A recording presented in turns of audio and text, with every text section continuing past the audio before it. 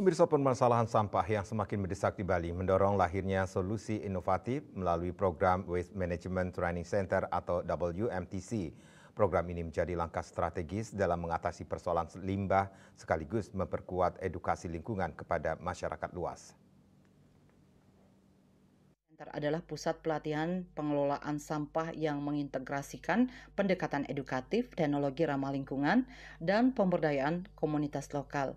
Melalui pelatihan ini, peserta tidak hanya belajar cara memilah dan mengolah sampah, tetapi juga diajak untuk melihat limbah sebagai potensi ekonomi. Dalam rangka mengatasi masalah sampah di Bali yang mencapai 1,6 juta ton per tahun, dan 20% diantaranya berupa sampah plastik. Proyek ini memberdayakan masyarakat setempat untuk melakukan praktek ekonomi sirkular dalam penanganan sampah, yakni mengurangi, menggunakan kembali, dan mendaur ulang sampah, reuse, recycle, serta mendorong kemitraan.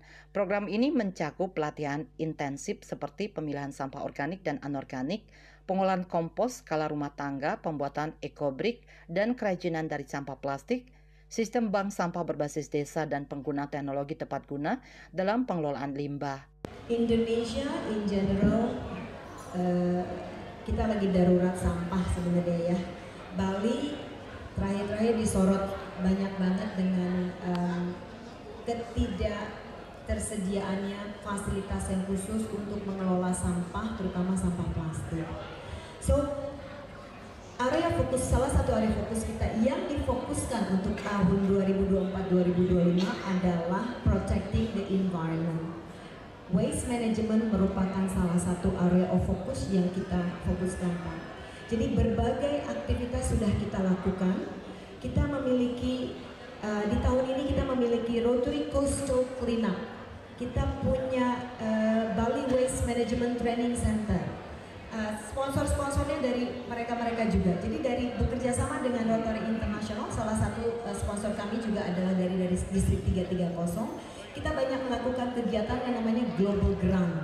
Nah, Global Grant itu banyak sekali kegiatannya, salah dua itu adalah protecting the environment.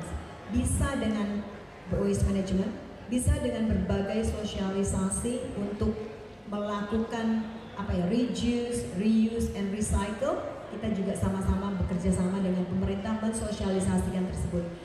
Karena pada dasarnya yang kita mau targetkan adalah education dan behavior.